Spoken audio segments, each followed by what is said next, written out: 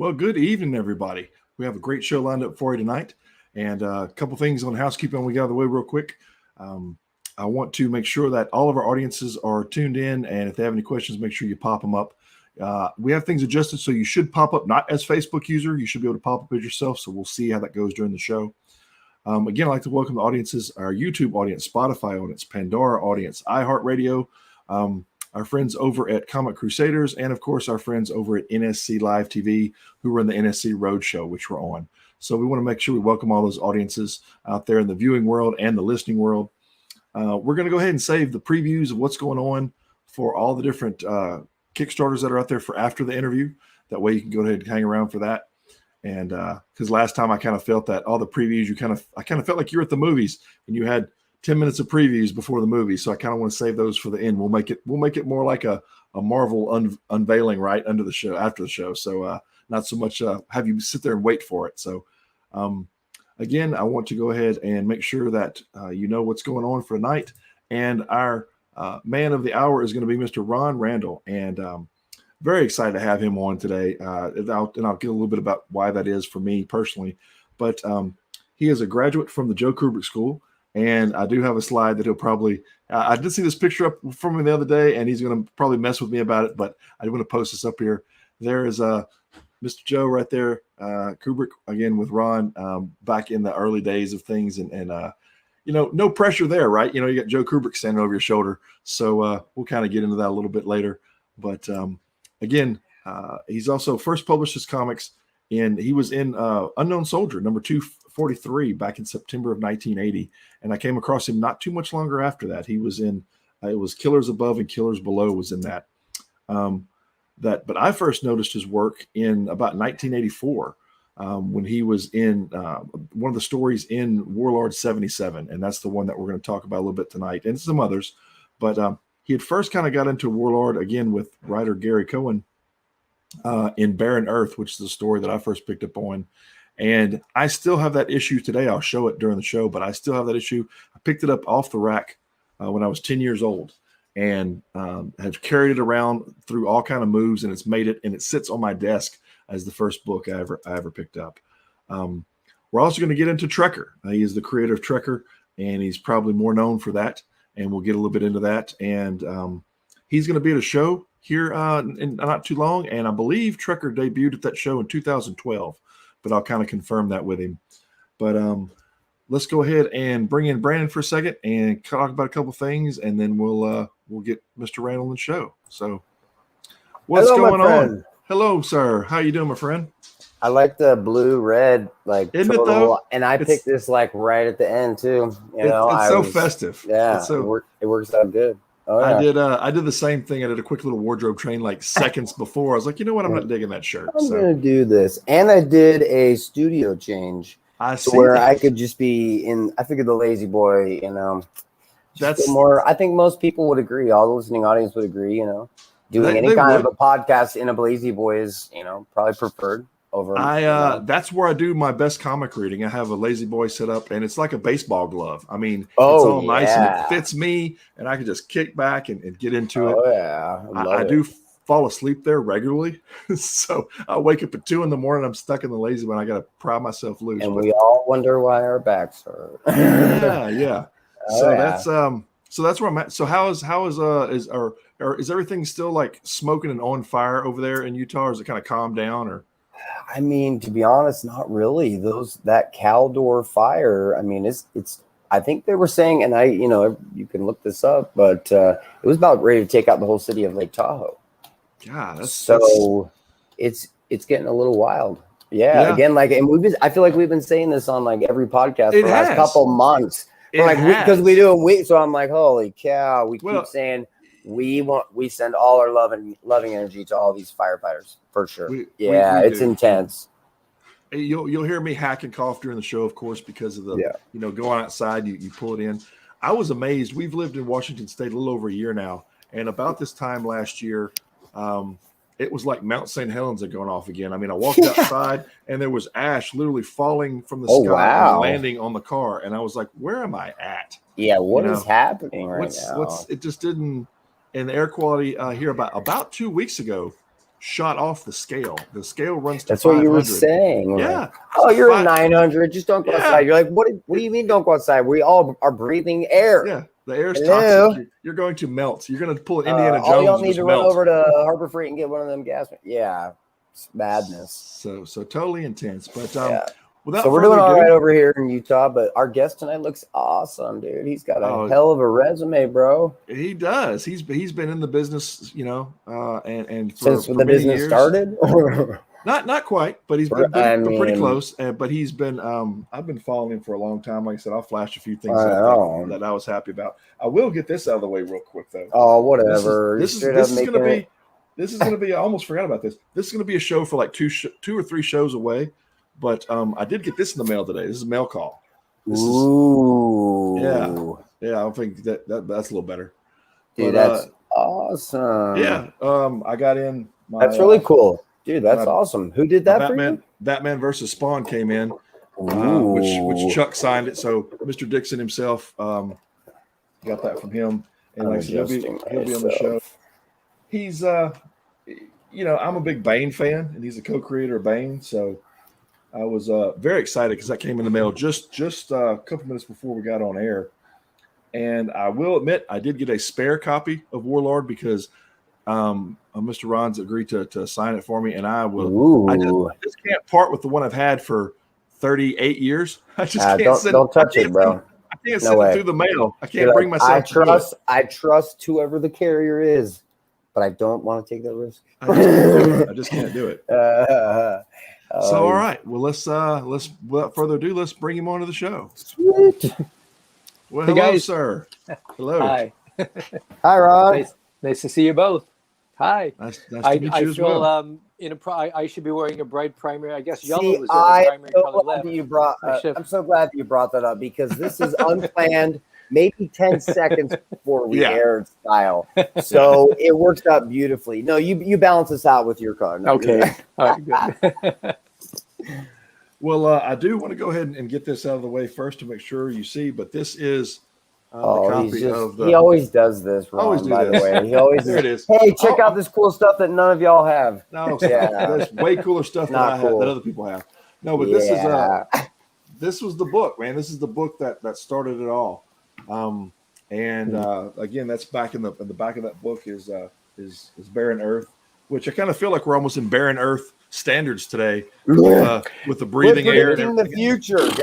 Yeah, it's true. Yeah, it's sad but true. Yeah, we have we've gotten to that part. So you have a con coming up, right? You have one not too far away. Yeah, this next weekend, the 10th through the 12th, the Rose City Comic Con here in Portland. And, I got to say, like a lot of creators as well as attendees, it's like I was sort of going back and forth and hesitating.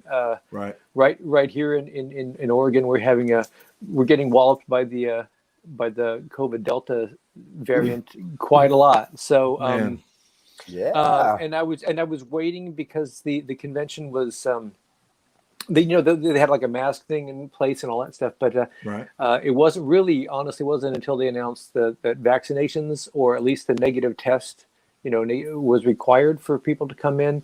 And I mean, like everybody else, I'm desperate to get back to doing conventions, and I want to see. We got to interact with each other. Absolutely. Exactly. But I'm trying to be responsible about it, and so. But anyway, so I'm going to that. I'm looking forward to that. It's been, like for all of us, it's been years. Yeah, year and a half. Feels like it feels like forever. Is this the first one you've been to this year? Yeah, the first and only one I'm going to do this year, I think. And all right. Yeah. And then hopefully by next year, we'll be looking at a different landscape, unless we get the Epsilon variant or the Gamma variant. Let's hope not. Just give us a boost. For ssure. Yeah. It's scary terrain out there, and I'm not actually looking forward to flying here next week. As I told you in the green room, I was going to come down to the show, but then I'm flying to go be with my dad for his second COVID shot. But I'm not looking forward to jumping in the airport and braving that. For what it's worth, I just had a cup of coffee with a good friend of mine yesterday who said that he and his wife had, I don't remember where they flew to, but they had an airplane flight just within the last month, and they felt it was pretty comfortable. I mean, everybody was masked up, and they felt that there were, that there were good protocols in place. We didn't get into the specifics about it, but that's for what it's worth. I have no idea. And we just have to abide by the rules at this point. At this point, everybody just has to basically abide by the rules. Well, if they say to jump on one foot and you can get on, all right, I guess I jump on one foot. I'm like, when? Yeah.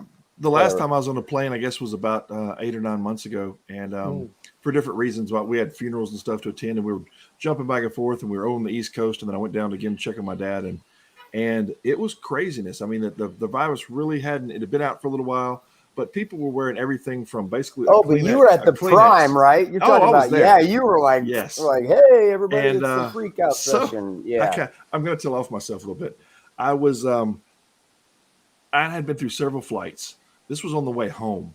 And I was tired. I was just weathered. And I mean, I actually saw a guy walk by in a full face shield with HEPA filters screwed in the side.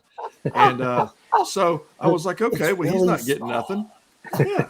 So I'm in, where am I at?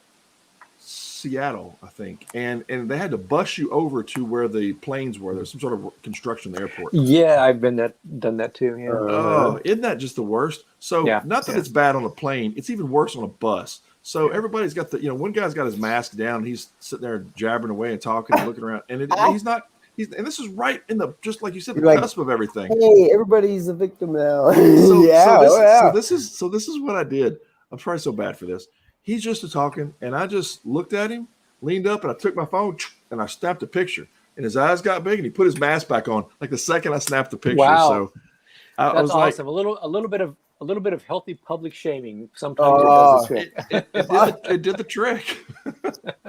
You're amazed at how far you can get with shaming. Oh, and so I go to the final flight. I'm getting off the plane, and the guy beside me is like, Captain not wear a mask, right? And he's got it down all the time, and he's eating, and he stops eating. Yeah, and I'm the guy he sits beside. Yes, I'm always like the person who always gets the worst. Got that vibe, surroundings. Bro. I got that vibe. The last time people want to talk to you, Kevin. That's what it is. No, it's not that. It's was getting tapped in the back of the neck by a guy that had 3 spikes in his hair. Last time he had one center spike and one going off the front, one going off the back. It takes a lot of hairspray and work to get those. By the way, you should give him a little bit of respect. Just keep going. He was dressed like Lenny Kravitz, right? And I love Lenny Kravitz to death. Don't get me wrong, but he was dressed like Lenny Kravitz, and he's like my height, and he's real thin, and he's got a mink coat with the sleeves cut out, shorts, and cowboy boots, and his 3 spikes. And I'm like, you just gave me my outfit for the weekend, Kevin. I'm like, that's somebody's child.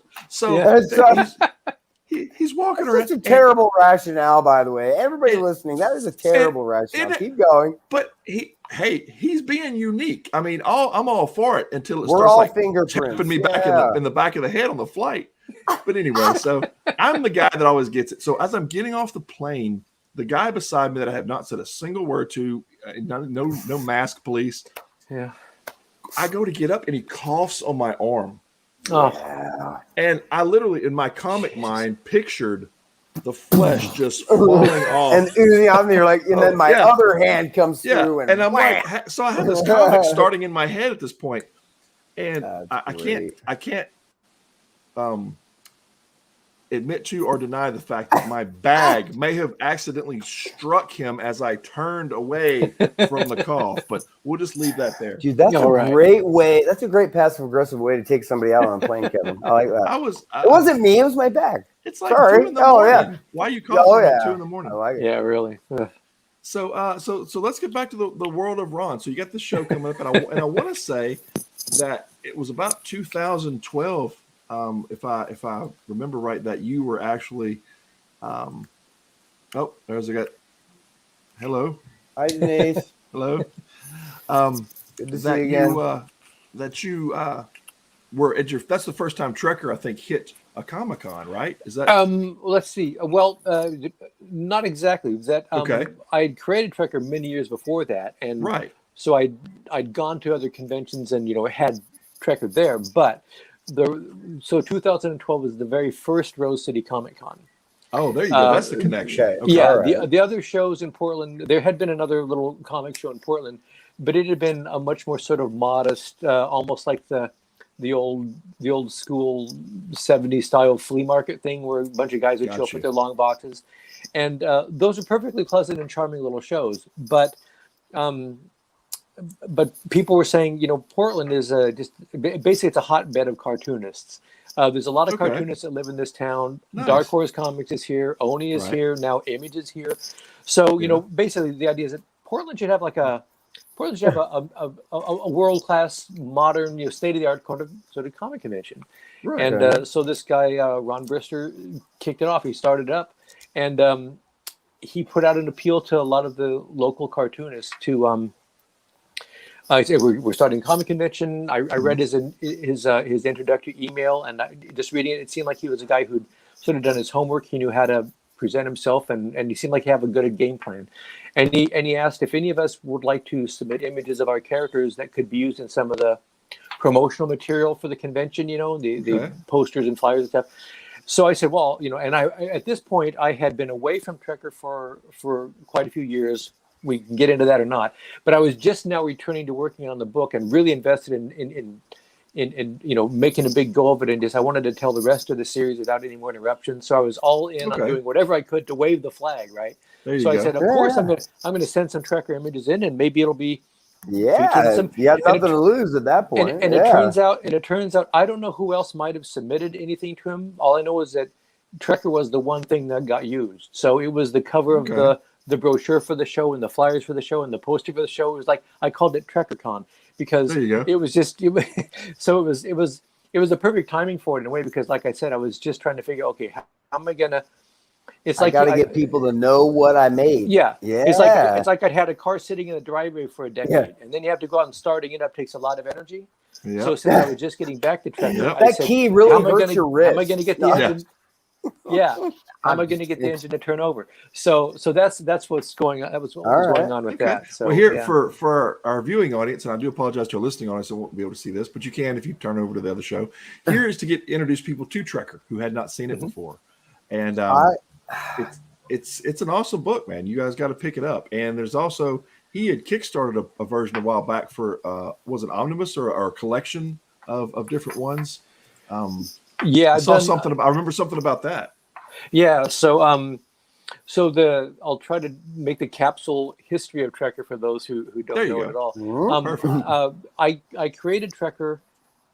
I can explain, but I created Trekker a long time ago. I created back in 1985, 1986. Oh, wow. Yeah. Okay, so shortly after I had first you'd start to read about it. Okay. Yeah. I was. What do you mean by created? Had you written it? Had it been colored? Are we talking it's made? What do you mean by that? Yeah. I first came up with the idea in 85, and by 86, the first story that I created the series, wrote it, drew it, and that was published in Dark Horse Comics. Oh, wow. So, yeah, or 87 maybe it's when I think the publication date is like January 87, which means it's on the stands late 86, something like that. Anyway, that's the ballpark. But yeah, I'd been working for DC on Warlord. As you said, you showed your copy from Warlord 77, I think, and that had my working on the back of Kevin, stop that. God, here's like, like this is a close-up of the original. Well, I want to show people this was how I first came across Ron, because it's great. In Barren Earth it showed Gary Cohen and Ron Randall, and who did the cover art on that? Dan Jurgen, of Superman fame. Yep, it's great. Dan was the lead. Dan drew the lead feature of the Warlord. It's awesome. I think that was one of his issues. Yeah. I reached out to Dan. I talked to Jan a little bit. Actually, I met him. Probably about 20 years ago, when the whole Superman Rebirth thing happened, and he signed my Rebirth book. But so I talked with him a little bit about the other day. I'm trying to get him lined up on a show because I kind of want to touch on everybody that was a part of this book. And Gary's going to come on a show. Gary, and he brought Dan Miskin with him, so they're going to be 2 shows from now. So that's going to be fun. And then so that's where Ron, can I ask you a question? You were actually kind of talking about it before, but it's something for our audience. We like to not necessarily pick your brain, but there's a process to how you got to where you are, right? So tell me and tell the audience a little bit about I mean, Dark Horse is a pretty big production company. So when you're submitting something to them saying, hey, this is what I think would be awesome, kind of go through what that was like and just give a background on it. Yeah. I'll do that. I'll try to give I'll give a little bit of sort of Trekker's history and what led up to it. And cool. That'll probably answer. Yeah. What I can do is I can tell you what my particular journey was like.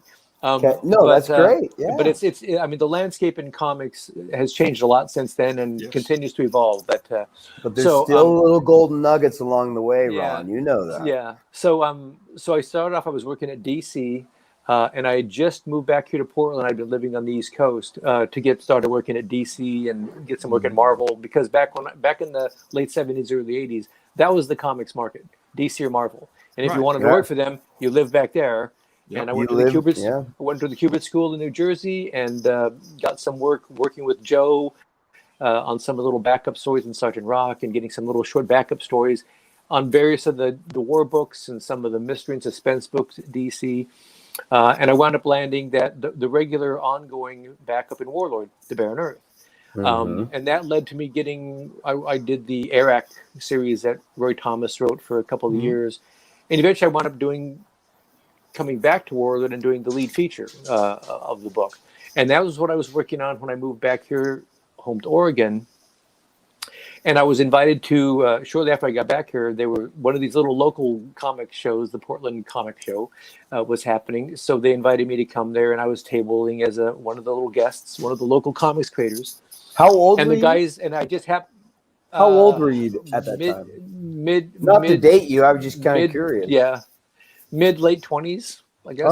You're living the dream at that point, bro. man. I mean, God, that's awesome. That's actually that's kind of the point. I said, okay, I'm doing a monthly regular comic for DC Comics. You know, I was kind of I'm in. Yeah. And then it gets all screwed up because I'm at this local comic book show, and these two very tall young guys come up to my table and they introduce themselves as Mike Richardson and Randy Stradley. Mike Richardson, the publisher of Dark Horse Comics. Randy Stradley was his good friend, and I guess at the time he had some title like managing editor or something. They were the guys who were putting together Dark Horse Comics. And they introduced themselves, said, we're just starting this comic book company. We put out our first book, did pretty well. So we're trying to get some local artists that would like to come and work for us. And in the back of my mind, I'm thinking, this is like the mid 80s. And there was a real boom in these little independent black and white companies popping up all over the country. You know, First Comics in Chicago, Eclipsed in California, Kamiko's out in Connecticut or whatever. All over the country, there's these little black and white companies starting up. And I'm thinking, what's the chance of these guys even going to be around in 6 months? You know, I mean, I'm working for DC Comics. Blah, blah, blah. Okay, so Dark Horse hadn't even got established. We're talking early startup, very early. Okay. Yeah. And so I'm thinking, well, that's a very nice offer. I didn't say anything. I just said, well, it's a nice offer, but I got my thing going on here. I wasn't that interested. I'm already and then I can't remember which one of them it was, Mike or Randy, but one of them said this phrase to me that was like kryptonite. Really? Everybody listening, this is kryptonite. There is no defense against this when a publisher says to you, if you come and work for us, we will pay you your rate and you can do whatever you want. Oh, that's it. And when he said that, you're like, and I will never hear that sentence again in my life. You won't hear it at the other two. Let's just say that. Wow, not a phrase. So in other words, it was kind of like a Don Corleone. It was whatever you want, bro. Yeah. So I mean, I sort of started turning the idea over in my head, and I said, "This is an opportunity. How can I not take advantage of it?" So I started asking myself, if I just had one shot to sort of create my dream comic book project, the series that I would, that would be the hill I would die on, so to speak. My last name. All right. That's what awesome. would it be? Yeah, no. And I started by thinking of the things that I most liked to do in comics, and I've always liked. I mean, superhero comics and that's fine, but I'd fallen in love with like Alex Raymond and Al Williamson's Flash Gordon work, and Hal Foster doing Prince Valiant. So those sort of classic, and Joe Kubert, of course, is a huge influence in this stuff too, with his work on Tarzan and stuff. So some of these classic, adventure series sort of things that had more science fiction and fantasy elements. That was the real pull for me. And so I thought, well, I'd want something sci-fi. And we mentioned the Barren Earth. So I was drawing the Barren Earth, which Gary Cohn, a great friend and a great writer, and I created, and it had a strong female lead character in it.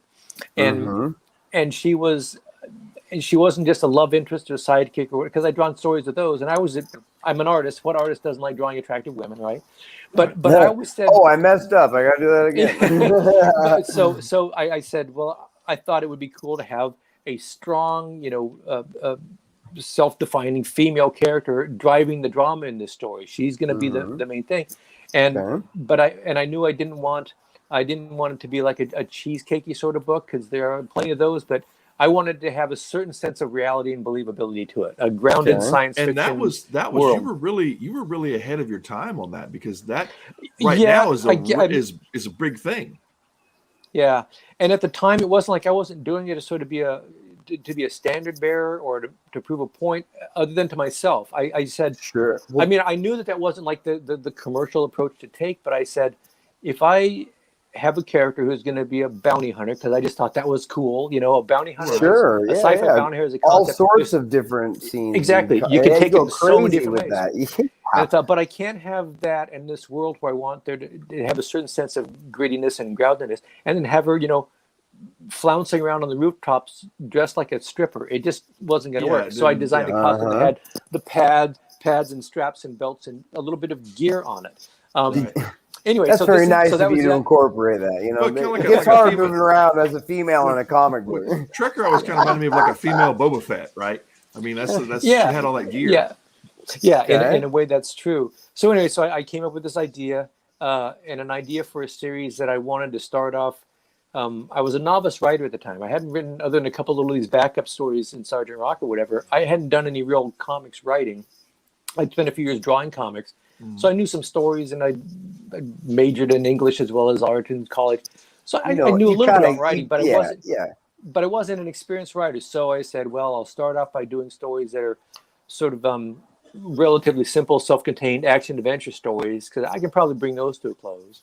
Yep. But the overall series, one of those items on my list of dream project things, would be a series that started and had a big shape and an arc and comes to a resolution. I didn't want to just do an ongoing episodic thing where I feel like a lot of the same place at the end of the series. A little bit of resolution.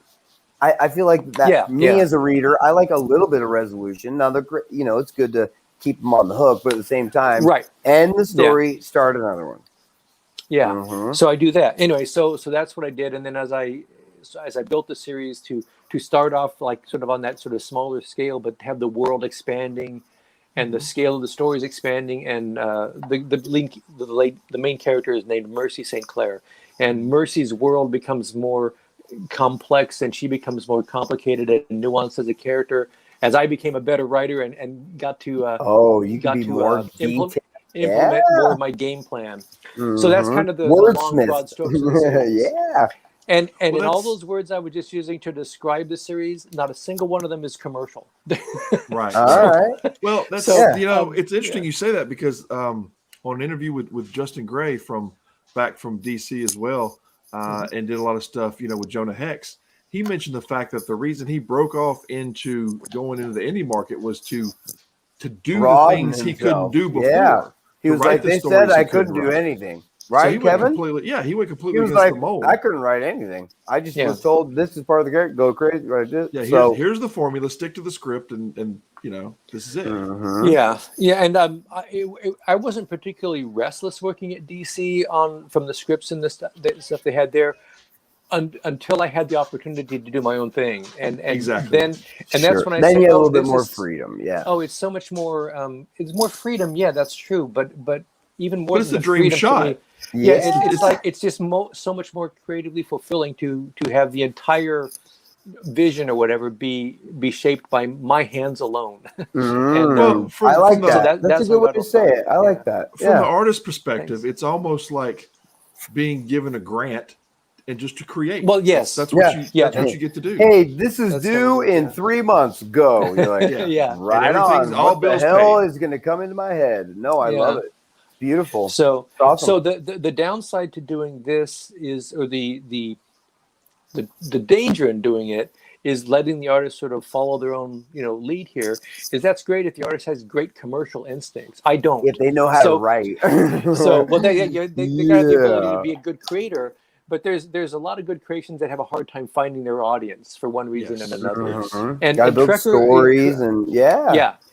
And Trekker, I think, found a very loyal audience that's remembered it fondly for all these years, but it never grew to the point where it became anything like a big commercial success. Not yet.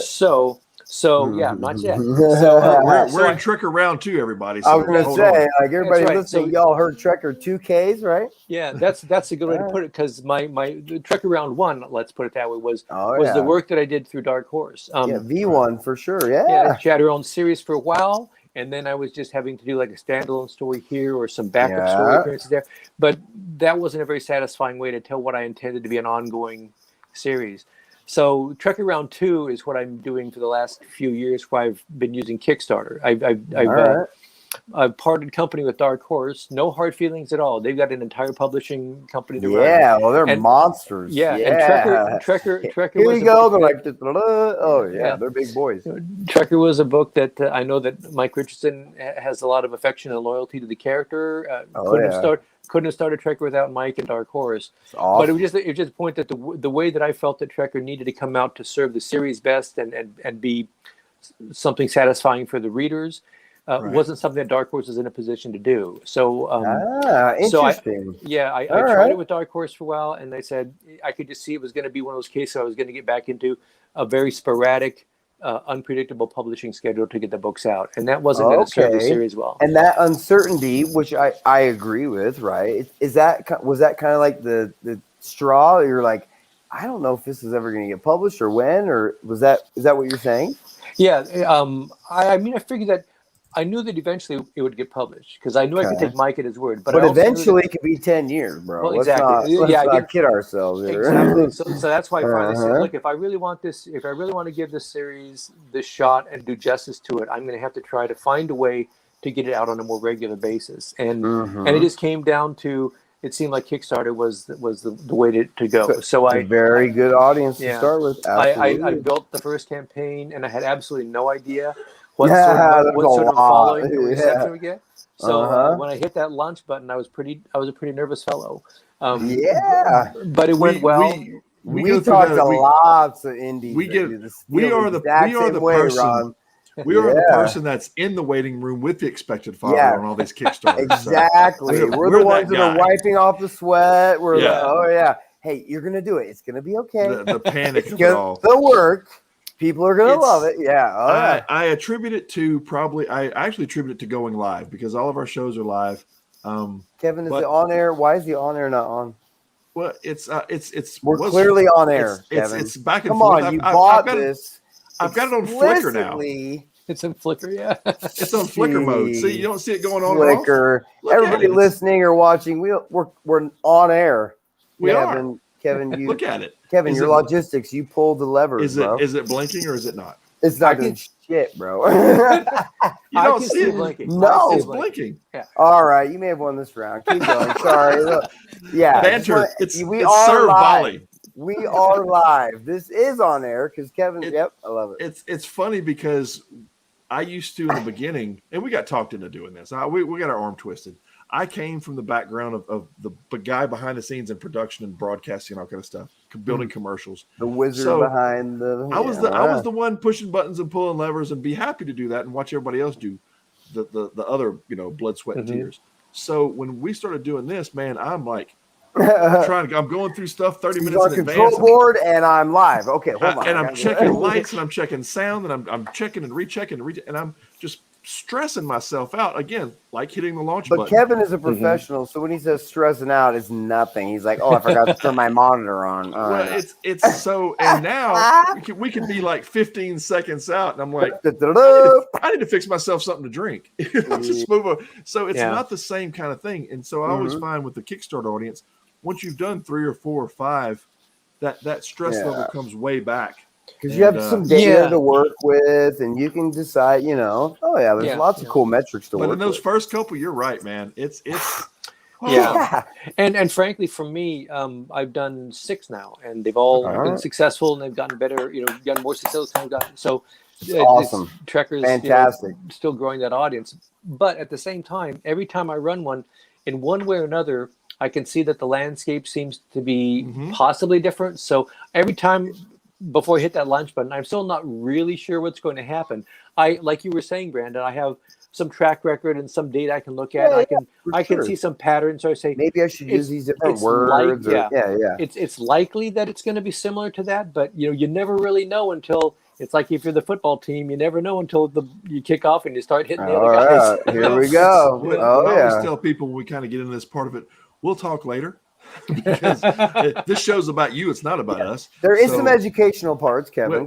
We go through education. We go through science. Sometimes there's some safety. Why not? Just depends on safety. It's a safety, well-rounded teamwork, hydration. Everybody. Yeah. It is.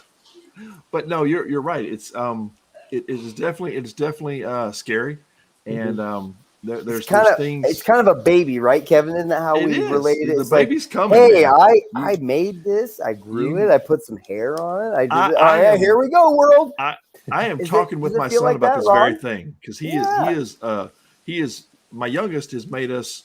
We're about to be grandparents here in February. Yeah, and first he's one, right? that it's kicking in now. This is happening. Like, oh snap! I got somebody other than me. And he's 21, so I'm like, well, welcome to the jungle, bro. So but let's go back to how did you and Gary get to? Was that because you met at DC? How did that come about? That came about. This is another sort of interesting point about how you can get started in comics, or at least how you sometimes could. But we met because Gary had been assigned to be the writer of The Backup in Warlord, and he was coming up with a concept. The editor at the time was a woman named Lori Sutton, and she had seen some of my samples up at DC. My friend Jan Dorsima is a pretty good, accomplished artist in her own right. She was up there in the offices, and I'd had her take in some of the pages from the story I'd worked on because they had a really good photocopy machine at DC. I was a broke cartoonist. They had a really good photocopier. Could you make some nice photocopies of your story that did? Hey, there's 30 pages. You mind making like 500 of these? Yeah. So she was up there, and she was at the photocopy machine, apparently, as I hear the story later on. And she got called away, and Lori Sutton walked by the hallway and saw my art on the photocopy machine. And when Jan came back, she said, Jan, is this your stuff? Oh, no, that's my friend Ron Randall. And Lori said, I think he might be the right artist. I need to talk to him. Oh, wow. So she set you guys up. So they put, the editor connected Gary and me. And we were developing one series, and then for some reason, and it was about the Aztecs. It was set in the ancient Aztec world. But for some reason, that got scuttled or whatever. And so Gary said, I got another idea. And it was the Barren Earth. And Gary's he's a real writer. He's got a million ideas, right? He's like, but it was the Barren Earth, and he sort of pitched it to me. We batted it back and forth, and it's sort of like this Edgar Rice Burroughs-y sort of sci-fi thing. Yeah. The sun is becoming a red giant, so it's baking the earth. It's getting real. The entire earth is, and like you said, we're almost living in that world now. The entire world is turning into a desert. Thanks for predicting that, Ron. Appreciate it. It's no problem. I'm just kidding. Anyway, so we pitched that idea and created that, and so that ran in the back of Warlord for a couple of years, and then we had a mini series out of it. So that's how that all got started. Yeah. That's pretty cool. Isn't that cool though? Everybody listening, it's those random moments. Yeah, right? Well, it is. Yeah, that's why. Let's not That's the gold of it. That's the gold stories right there. Your script, and you're on the copier. It's incredible. I love those stories. Yeah. His art became noticed, and that's so cool. Cool. And what I say, so when a young artist says to me, "How do you get into the comics? How do you get into comics these days?" I can tell them those sort of anecdotes, but most artists aren't making trips into DC to have friends make photocopies. Exactly. Maybe they should now. Everybody listening, maybe photocopies are the way in now, Ron. So the specifics of how it happened for me aren't necessarily applicable, but the general principle is, as one of my studio mates, Steve Lieber, has often said to people, get your artwork in front of as many eyeballs as possible, especially eyeballs that might be able to help, further your career.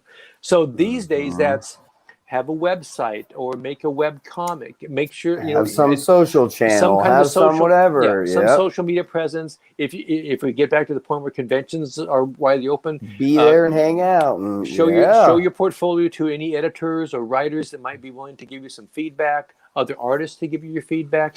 Just being as visible as you can.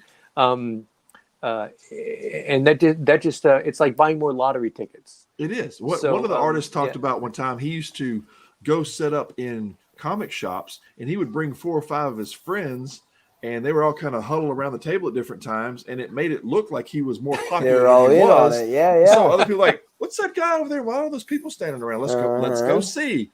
So that is what got him noticed in a comic shop was having those extra people in and out just to see what he was doing. And it's kind of almost like the artist, the writer or the singer gets noticed because their cassette happens to make their way onto somebody at Sony's desk. And it doesn't just make their way. Yeah. Artists have to it's all these cool little pieces that come together, Yeah, there's I say that if you're going to be successful at most anything, it takes a combination of a certain amount of talent for whether it's you're a plumber or you gotta be skilled at something. You gotta have something going. Yeah, and then you've got to be able to put in the time and the effort to hone hone the talent and turn it into skill. A highly refined level of skill. And then there's a certain element of luck. There just is. There is. Right place, but opportunity. But what do they say about luck? Is when opportunity meets persistence. Yeah, something like that. Exactly. I've heard the other way was like it's 1% luck, 99% sweat. 2% talent, and the other 90% is the luck. So making it all out. But the talent factor is the smallest one, right? Yeah, one of the smaller ones. You can't draw. Perseverance and law. Well, the other conversation that Brandon and I get into often with people is people like to also talk about digital versus traditional. Exactly. I said, well, you have to have the hand skills either way. Either transferring one to the other or and that was kind of what we talked about with Silverbacks last week, right, Kevin? Yeah. And it falls in line exactly with what you're saying, Ron. He said almost verbatim what you said. If you're an artist, put yourself out there. Fail fast.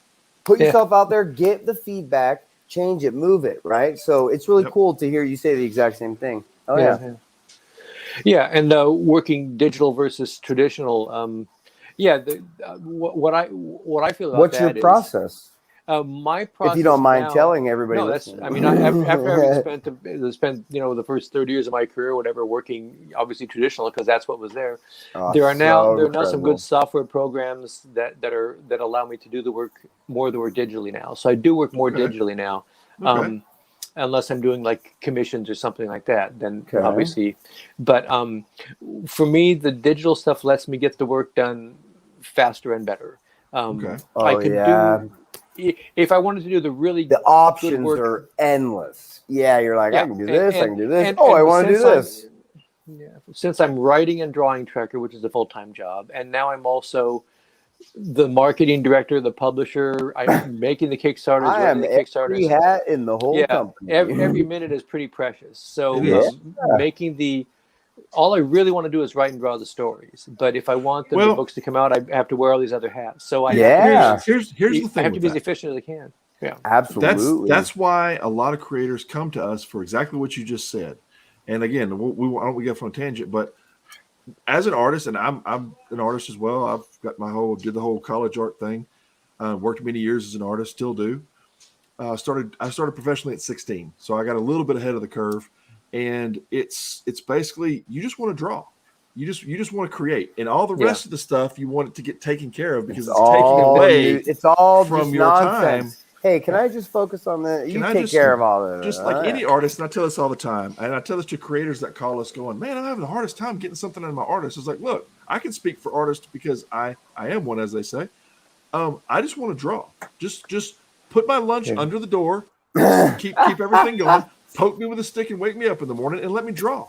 If I could just draw all day, that's what you want to do. It's the times that you have to, like you said, put on the marketing hat, put on this hat, do this. It's those things that may not be your comfort zone, and they take up time. They take up an incredible amount of time.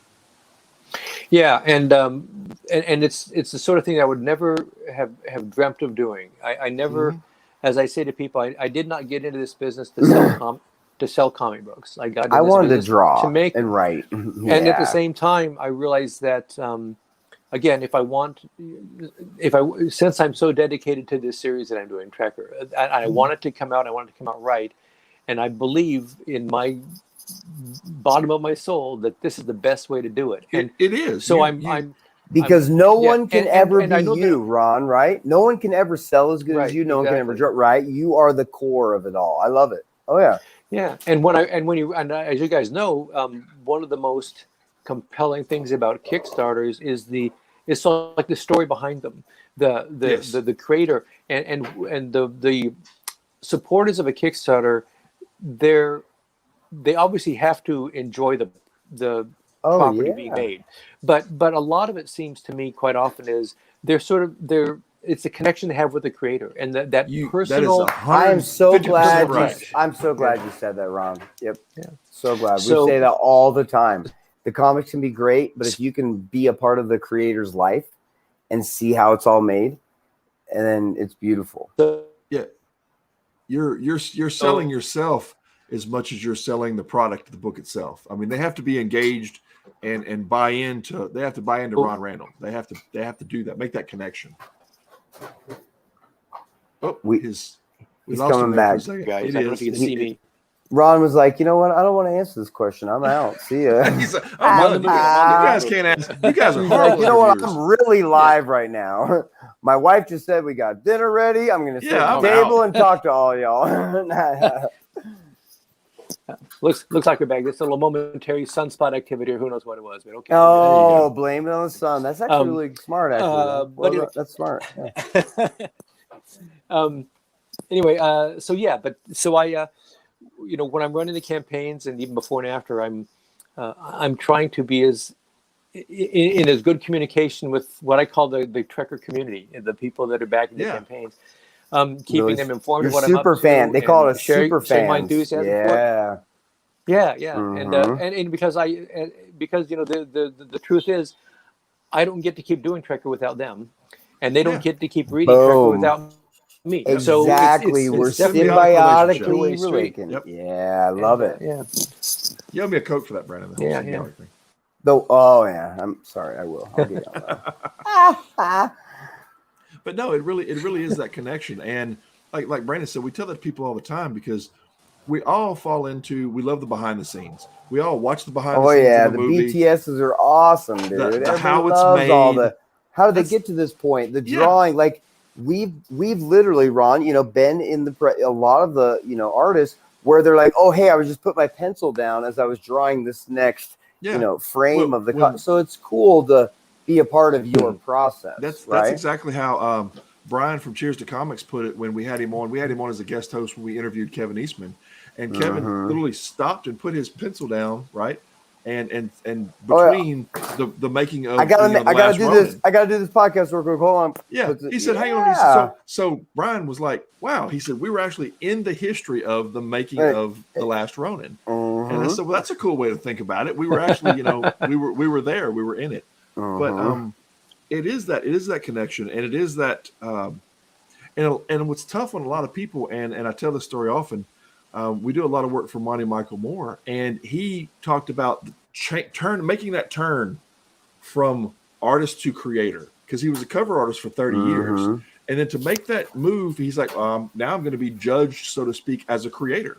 That's a whole different line. Of thought. But of course it's going just bonkers and wonderfully for him since then. But this was a little over a year ago. So it's exciting to be the captain of your own ship. And I was going to say, congratulations. Does it feel that way, Ron? To kind of, you're like, yes, thanks. I can do whatever the hell I want to do. I want to have it go this way. I don't need to talk to anybody. I don't need to email anybody. I'm doing it like this. not to me, not exactly. To me, I mean, there is that freedom, but a little bit more stress. But how can I put this? I take the role of being the creator of this series incredibly seriously. It is. It's very I wanted to build a it's series. very... I wanted to build a series that had integrity and consistency, and I sort of felt when I created it, I was sort of making a nonverbal contract with the readers that I would do my best to create a world that was always consistent and had integrity, that they wouldn't have to be apologized for reading, and I wouldn't have to apologize for that's reading. really cool. So, I'm glad that you said that. Did everybody hear that? Yeah. Ron, it's because it ultimately is your kid and someone fostering. It's this symbiote. It's beautiful. Yeah. So thank you for saying that. Yeah. So like a while ago, I talked about how one element I wanted to have was that, if she's a bounty hunter, that gives me a certain room to roam, because I want to, you can go anywhere at that point. Yeah, I want to play by the rules that I set up within the world about, there are certain laws or rules for the way things can go, so that restricts certain things. But it does. But there's parameters. But there's parameters, and so for one story, Trekker, there can be different shadings. Like this is more like a sci-fi noir sort of story. She's, so whatever planet would have a certain color hue. Is that what you're saying? Well, the story would have a certain tone to it, like an overtone. The setting of the story is like the gritty streets of New Guelph, the hometown, are going to be different than here. Gotcha. Yeah, she's tangled up in sort of gangland, or criminal organization thing. But other stories, she's aboard a spaceship and he's flying out through the stars, and there can be different sort of adventures there. Here's a question for you. It says, how much do you draw for yourself aside from the fun stuff that you work on? What do you do to keep yourself sane? That's a great question, Facebook. That's great. It really is, and I'm always seeing a lot of artists who post their, I just did this in my warm-up sketch today. They do these amazing drawings up. I do almost none of that. I agree with it. Yeah, I agree with that methodology personally. Yeah, it's a great way to go, but the time that I have to spend writing and drawing, I devote it to doing Trekker. And if I'm going to have fun, it'll be the fun I have drawing this panel of Trekker. There you go. Focus, finish on this time. This is what I'm going to do. And like I said, I'm not saying this is the only recipe or even the best recipe. It's just, by being honest, you've been in the industry for 40 years. But it's your recipe. That's what counts. It's what I do. People can take little ingredients from it. Yeah. What I do is I do try to inject new bits of fresh air into my work in my series. Some people do it by like doing these sketches and they like doodles and see where that takes them. I mostly just try to do that by trying to read and expose myself to some other good genre stuff. Sometimes it's prose books, sometimes it's comics, and just try to see some other imagery and some other sort of story approaches that can maybe continue to hit the refresh button on my own work. But because you're still being inspired is basically what you're saying. You're like, if I see something or read something, it may turn into making Trekker different. Exactly, because I don't. All right, I like that evolution. Yeah, and I've never seen myself as being primarily an artist. I see my job is I'm a storyteller. All right. So. But you know how to draw too, so you might as well put storyteller / art. Yeah. Just trying to give you credit, Ron. Come on. Thanks. What so to some of your thought process, is that still stuff did that first get its seeds at the Kubrick School? Were those seeds planted early on how to kind of make your path? Yeah, they were planted before the Kubrick School, I'd say, with the comics that I read as a little kid. But they were sort of crystallized and given a turbo charge. Yeah. Here is the core ingredients of how to be awesome in this. Yeah. Here's Joe sitting over my shoulder, making sure that I'm going to be awesome. Hey, BT Dubs, you might want to do this. You're like, cool, thanks, man. Like, yeah. But when I was a little kid, I read comics when I was a little kid, and as I got a little bit older, I read, my maturing comic reader. Found some other books that had maybe a little bit more whatever going on with them. But then when I went to the Cubit School, not only what I learned from Joe and the other instructors, but quite honestly, what I learned from my peers, my classmates. Got you. Yeah. Awesome. Yeah. Because you can inspire each other real quick. Yeah. Exactly. And so I picked up a lot from those guys and guys and gals, mostly guys, but there were a few women at the school. But you still keep up with any of them? I was literally Kevin. You took that right out of me. Yeah. I do not as many as I might have, but the guys that I was the closest. And are they still doing? They're still drawing and still in the industry. Yeah. They are. Most of them are still working in comics. One of them, Kim DeMolder, who had a pretty good career as a comics inker for a long time. Now I think he's primarily teaching at the Cubit School himself, teaching inking. So. But cool. Tom Mandrake and Jan Dursema were a couple of my classmates. Carl Kiesel's a really good friend of mine. Created Superboy, created King Shark. He's had a career. Oh wow! He's out there. Yeah, he's out there. And Carl is also now using Kickstarter to do his own projects too. So interesting. Yeah. But anyway, so several of the people I was closest with at the Cubit School a million years ago, they're still, they're the people who. I'm not trying to equate us with military service, but we're sort of like we're in a way we're like the equivalent of the foxhole buddies that they talk about. There you go. Gotcha. Yeah. We're all in the trenches together. Exactly. We went through the same. We went through the same pangs of trying to get into the business, getting some rejection, then a little encouragement, a little success, then a crushing defeat. And we would get together over a beer in the backyard, and this happened to me. I felt, that happened to me last month. You're getting so you go through that kind of stuff with people, whether those sort of trials by fire, so to speak. Absolutely. You got to just throw yourself in and see what happens. You hit the nail on so many points, because that's kind of the conversation that I was having with Gary and Dan the other day about kind of like the prequel to the upcoming episode. And they've been friends for 55 years. Yeah. Our friendship started in middle school. That's a long time. So, to have those kind of kinships and those classmates that like I said, you can feed off of each other's energy and learn and grow together is an absolutely awesome thing. There's it's very rare. It's very rare. So you honor it very much. It's that's awesome. So you talked about you do still take commissions, right? You do still take in. I was going to ask you the same thing, actually. Like, where are you still drawing stuff or what? Where can people find you at? What's the best way to get a hold of you to order a commission? Well, I have a website, ronrandall.com. Pretty easy, and there's a way you can message me through that. As I'm also on Twitter at just Ron_Randall. I'm Ron Randall on Facebook. I'm like Ron Randall 590. I don't know, some sort of number. Whatever. But you can find one of the Ron Randalls on Facebook. I'm the Ron Randall on Facebook that looks like this and draws comics. Are you all booked out? Are you all booked out? What's your schedule like? Can people submit some idea? Like what's your because you only have so much time to draw stuff. Right. Yeah. Well, so these days I almost exclusively take on commissions as part of my Kickstarters when I run the Kickstarters.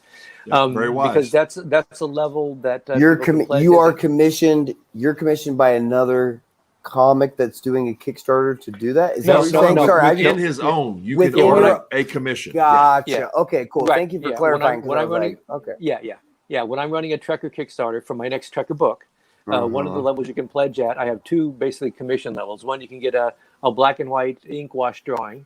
Awesome. Or you can get one where I do the drawing and then I do a full watercolor over it. So those two. And I like frankly, that approach. When I run those campaigns, I get quite a few commissions that way.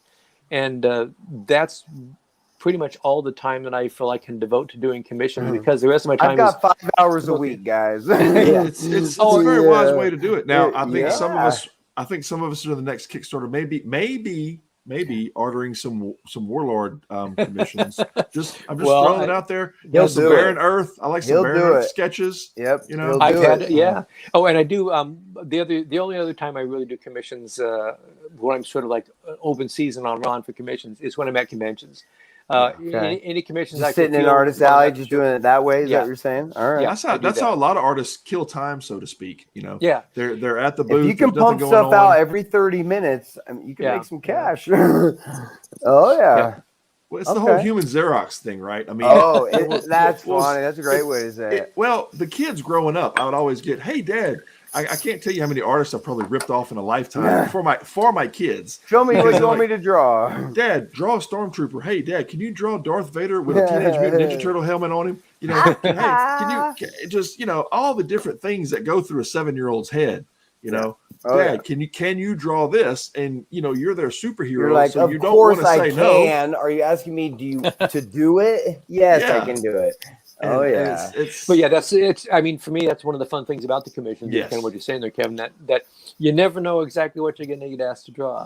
I mean, every campaign, I will get a few requests to draw like Mercy or her girlfriend Molly, but then I'm also getting requests some other books that I've worked on in the past. But then I get a lot of requests for characters I've never drawn in my life.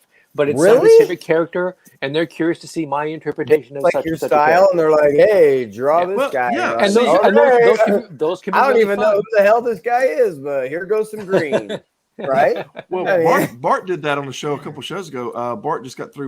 Sears just got through with a book called Heads Will Roll, and it was headshots, nothing but headshots of all these different famous characters along the way. All black some and white he was a part of, right? Some he was a part of, and some he wasn't. And he got some wild requests for some different ones. So you never know. You never know. Mm-hmm.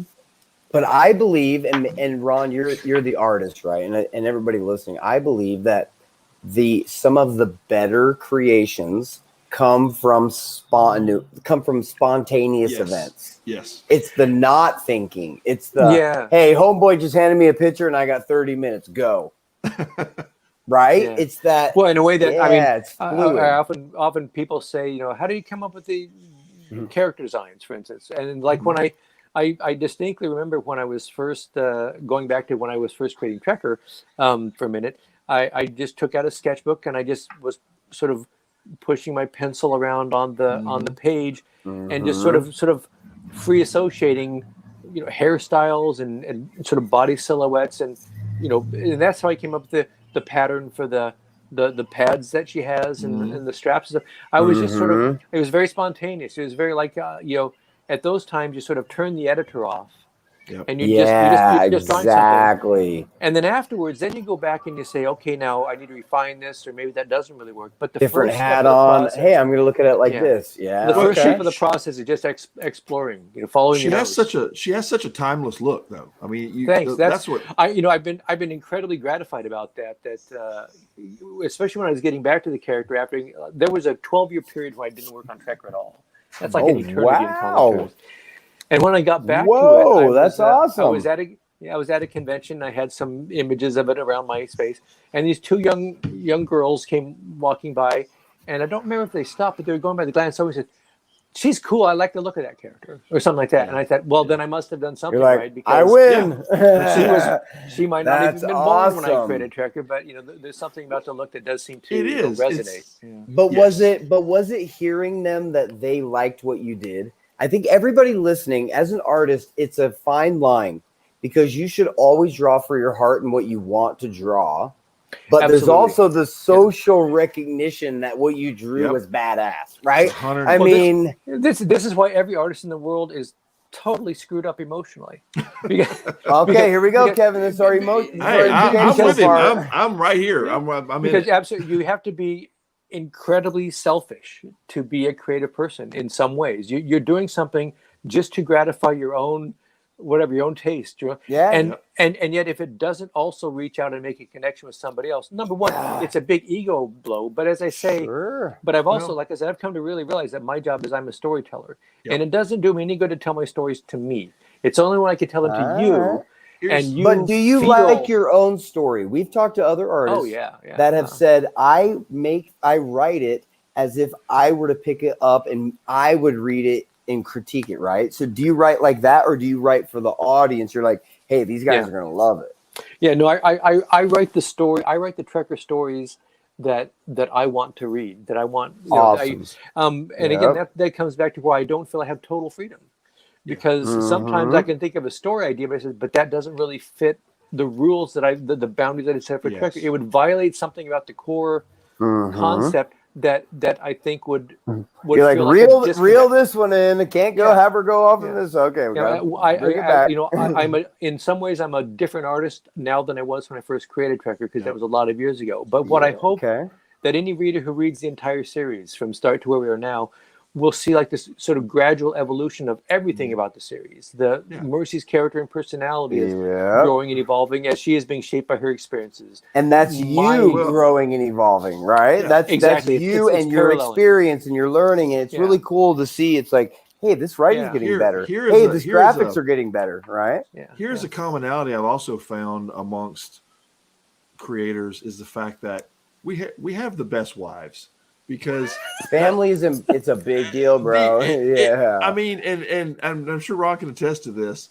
From having to be in that mode of kind of that creative selfishness, they are very understanding in a lot of cases, and they are also very supportive. And between those two things, that's gold. That just. Yeah, I mean, it can be hard on them. It's hard on the spouse when you've got to devote so much of your time to doing this stuff. And they're like, "What do you mean you just draw stuff?" Like, you just draw stuff? So if you're like, if you're lucky enough to find somebody who can appreciate and value what you create with all that stuff and is willing to tolerate all the, it's like being a sailor and you go off to sea and the spouse is left at home, and if they're lucky and if you're lucky you come back months later or something like that. Hey, I'll see you. He's going to the base.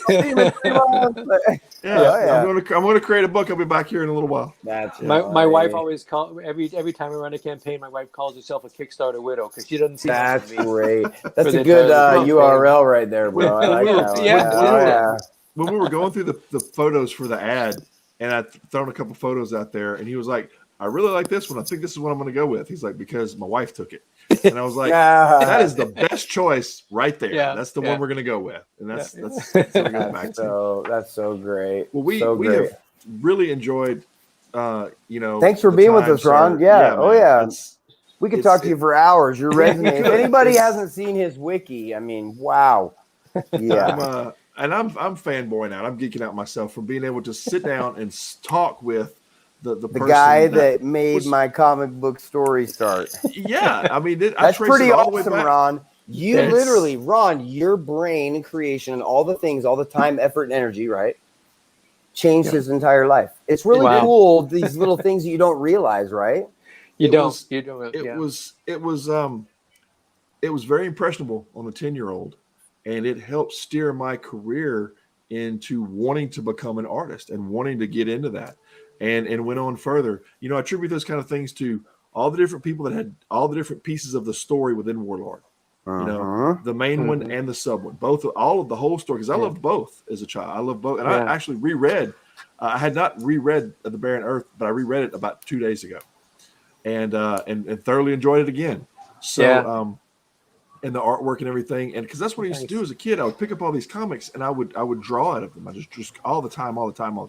Yeah. And then later in meeting certain artists, like I also attribute there's a small ring of people, and you're in that ring that help do that. And so Stephen Butler's another one, because Stephen Butler had done some pieces early on that I picked up on, and then I got a chance to meet him at my local comic shop when I was about 16. So again, nice. And thoughts are things, bro. Yeah, thoughts are things, Ron, and it's amazing. So thank you for doing that for everybody that I mean, it's amazing. It's so that again, Kevin popped on. That's why I said we got the Facebook stuff worked out.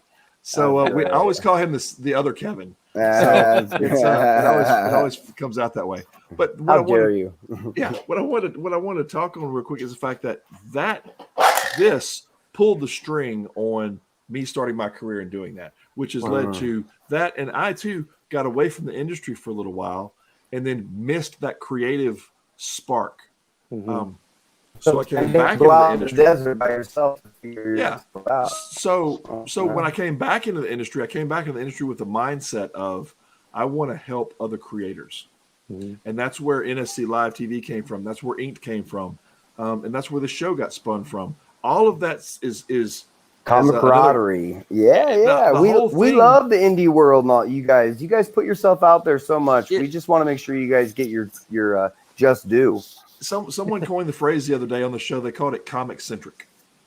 And it very much is. This person knows this person, influenced this person who knows this, and it all just kind of winds up. And it's this show for us is a lot of fun to be able to sit down and you guys get a chance to get your message out there. And then of course this show gets simulcast out. So it's just another way. It's just another avenue for you guys to be able to get the word out and share your stories like this, which again, we truly appreciate. All that you have to do. If people are listening and viewing, do not go back and listen to some of the nuggets that Ron just dropped on everybody. You guys are fools. Go back. Ron dropped some great things for everybody. Thank you so much, Ron, for real. My pleasure. My pleasure, guys. Well, thanks again, and you have a great night, sir. Hell yeah. Thanks, Mike. Thanks, Ron. Bye-bye. Man, that was just a lot of fun that for was me awesome. right there. That was cool cat. He really did give a lot of nuggets. That's like meeting Batman. Everybody listening and watching, anybody that's an artist, this guy's been in the game for 50 years. He might know a thing or two. Well, and I'm anxious to see the next Kickstarter come out and see what he's got going on because I think he'll swing over to ink. He'll be like, I don't know if I could. Oh yeah. Well, so, I just want the book. Yeah. Oh yeah, for sure. But man, it was awesome. That was cool cat. He is, and I do want to touch on real quick because again, like I said, I was going to save all the you're doing stuff going on. Previews at the end this time because bye previews. I gotta go previews. I know you got to run. Love you all. Yep. I'm gonna weddings. What do you do? Go do your thing, man. I appreciate you hanging out. For Good night, everybody. And thanks, Kevin. I'll talk to you later, bro. Right, bye. Bye. All right, I'm going to go through a few things. I want to kind of let people know what's going on in the inked world. And let you guys know, and I'm going to throw this up real quick. This is our NSC Live Roadshow preview section, and we're going to talk about some of the books that are out there and what's going on. And in any of these that you hear me talk about, all you have to do is run over to Inked Marketing. Again, that's www.inked.marketing. And if you go up to the gallery button and select the gallery button and you go by and click the Live Now, that'll bring you directly to what I'm fixing to talk about. So again, inked.marketing. Hit up on the gallery and then click the Live Now, and you'll be able to see some of the past stuff, some of the stuff that's going on. But what you really want to key on right now is the live stuff, right? You want to know what's going and what's coming soon. So make sure you grab that real quick. And I'm going to run through these, and some of these have videos, so we'll kind of jump through. They're like 30 seconds, so it won't be bad. First out of the gate, I want to talk about Tiki Zombie. Tiki Zombie is a really cool book. It's going on right now. It's got about 2 weeks left. It's funded. But there's still some really cool stretch goals out there and some really cool things. It's actually celebrating its 10-year anniversary. It's, Tiki-versary. And the creator is actually at a con right now over in Atlanta. And so Mike Gordon's over there doing his thing. And I want to show real quick the video for Tiki Zombie.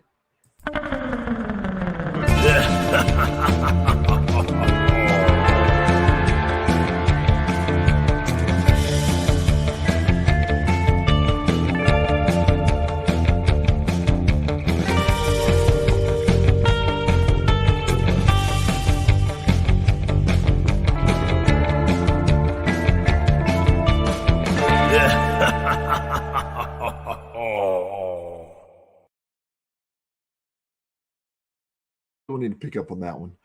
Next, we have a game, and Siege Command is a really cool game, and the cards are what make up the board. So it's very interactive. So you're laying down the terrain of cards, and that's what helps kind of move the game along and stuff. So again, any of these you can click on and go to it. But if you want to just go ahead and jump right to it, all you got to do is put in inked.pub / whatever the name is that we're going through. So this will be inked.pub / Siege Command, and you'll be able to check out all those things. There's actually a bonus pack in there as well that you can extend the game, and it's a game that I've got mine coming, so you're going to want to check it out. Next up is Mara, and Mara is a comic that is released on a regular weekly basis. It's more in like the webtoons kind of category. It's on Patreon, and you watch that character evolve, and it's a cool combination of the artist and the writer on this, and they have just really got something special going on with Mara. And that's another one that we can, and look at a quick video on what's going on with that.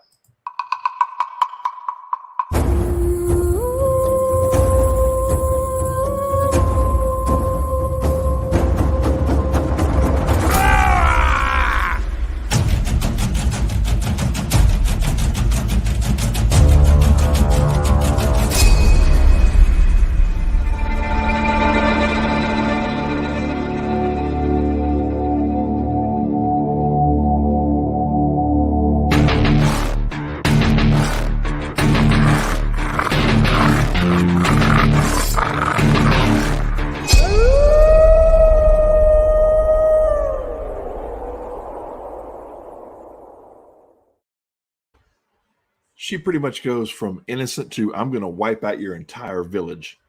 So you got to check that one and check out, the reasons why she turned from an innocent girl into a warrior. So there's a lot of rich story to this one, a lot of rich art. It's really good to check out. Next up is Justin Gray's return to Spicy Pulp 6. And we're going to kind of let it slip out that everybody dies this issue. So you want to go check it out. But again, Spicy Pulp has just been book after book after book, delivering great books. He started working with us on book 5, and he brought us that one, and then Billy the Kid, and then now book 6. So really happy to always work with Justin again, and just a lot of fun, man. He does great interviews, and he's just real fun to talk with. Is very knowledgeable about several things. But this is in the coming soon category. So Spicy Pulp 6 is going to be coming out September 7th. So make sure you pay attention. And you want to sign up again, you go to inked.pub/Spicy Pulp 6, and that will bring you right to the Kickstarter. You're going to go ahead and log on to make sure that you don't miss that opening up. But we'll be talking about it, as the days to come.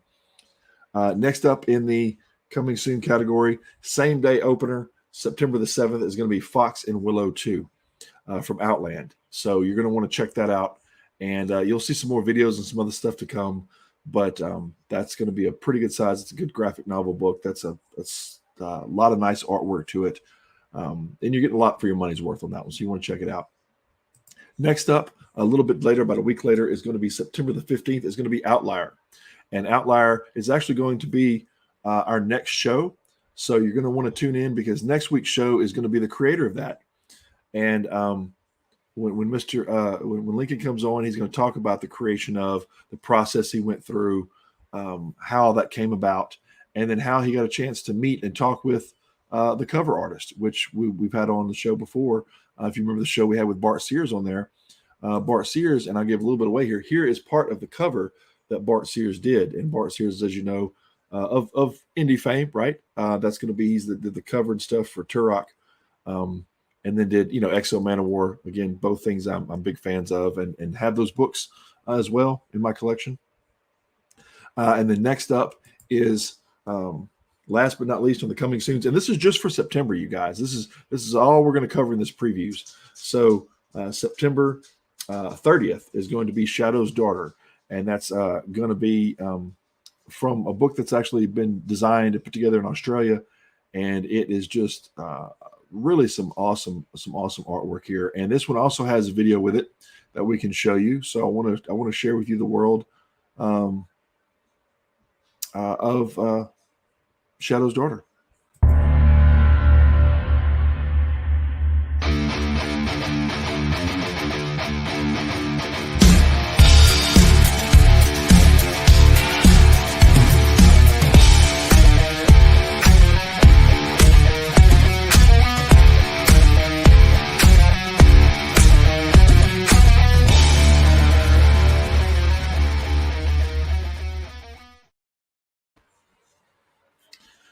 So to jump right back in, I say this one for last for a reason, because we do have a video for Outlier, and I want to end on that video because, again, that's going to be the show for next week. So here is what is going on in the world of Outlier.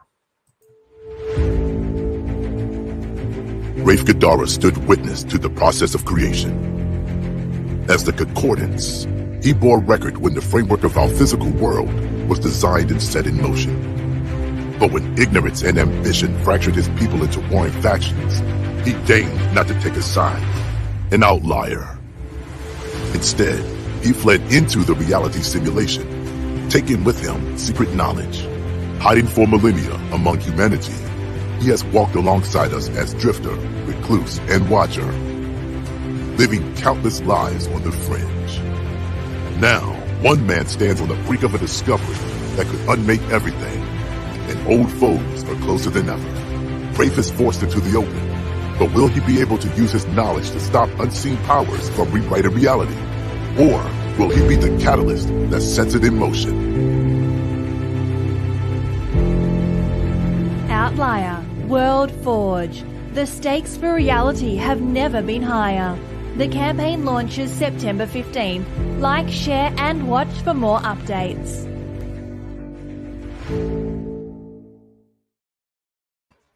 So again, make sure you tune into the next episode and get a chance to sit down and talk with Lincoln and see how that came about and what all he's got coming in with the package, man. There's a lot of cool stuff featured in this one, and you're not going to want to miss it.